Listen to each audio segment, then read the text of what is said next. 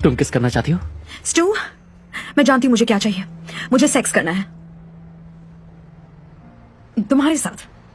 वाह, लेकिन नहीं कर सकता। सीरियसली? जानते हो मुझे इस बारे में कितने लोगों से पूछना पड़ा है।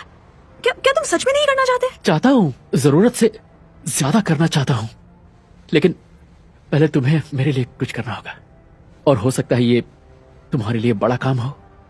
ओ, फिक्र मत करो, मैंने मैदान साफ करवा लिया है।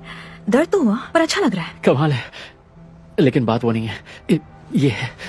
311 कॉन्सर्ट में जाना है? बिल्कुल नहीं, मेरे तो कान पक जाएंगे। नहीं, ये मैथ्यू 3:11 है, बाइबल से। अगर तुम्हें पछतावा है तो मैं पानी से तुम्हें बैप्टाइज करूंगा। ओके। मेरे लिए इस रिश्ते की बहुत अहमियत है भानु, मेरे लिए एक अलग एहसास है। मैं हमारे फ्यूचर के बारे में सोच रहा हूँ। सच में? हाँ, मैं नहीं चाहता कि मैं स्वर्ग में अकेले अप्सराओं के साथ मस्ती करूं और नरक में तुम्हारी आंखें निकाली जाएं। मैं तुम्हारे साथ रहना चाहता हूँ, यहाँ भी और ऊपर भी। तुम क्या बोल रहे हो? ऊपर वाले की बात तो माननी पड़ेगी, है ना? ओके।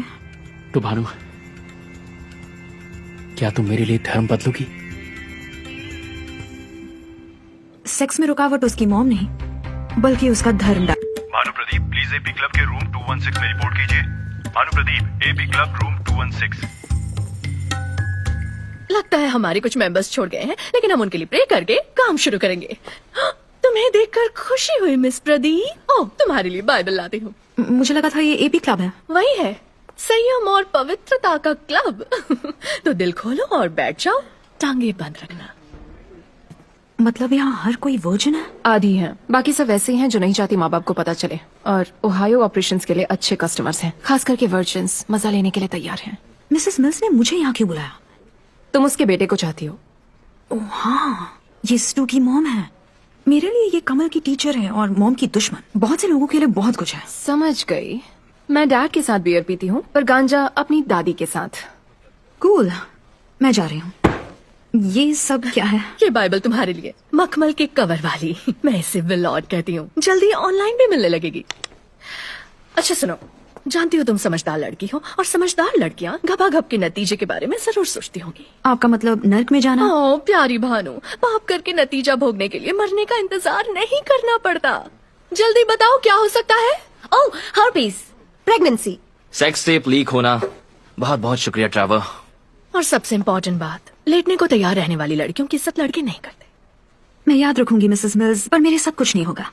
चलो मुद्दे की बात करते हैं। मेरे मासूम बेटे स्टू से दूर रहना। ओके। बाइबल के लिए थैंक्स। और हाँ, वैसे बॉनी नाम ज्यादा अच्छा है, याद रखने में आसानी होती है। मैं सोचूंगी इस बारे में।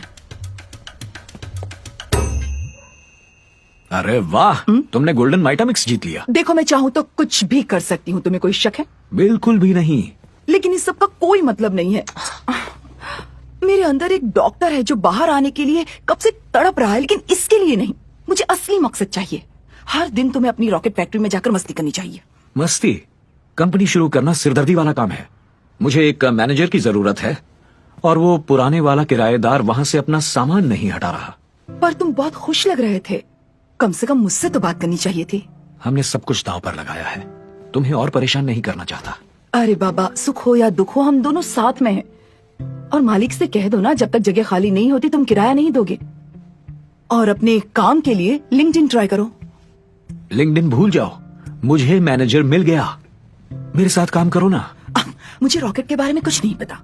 अगर तुम कचरे वाले को माइटेबल्स बेच सकती हो, तो बिलियनर्स को रॉकेट्स भी बेच सकती हो। तुम ये सब कुछ हमदर्दी के लिए तो नहीं कर रहे, क्योंकि मेरा मेडिकल करियर छूट गया? देखो, मुझे नहीं लगता तुम्हारे बिना मैं ये काम कर पाऊंगा। मुझे एक समझदार साथी चाहिए, और तुमसे बढ़कर समझदार और कौन होगा? जैनिस से तो समझदार हूँ ही। हर एक का अपना एक किरदार होता है, पर तुमसे समझदार कोई नहीं। करेक्ट।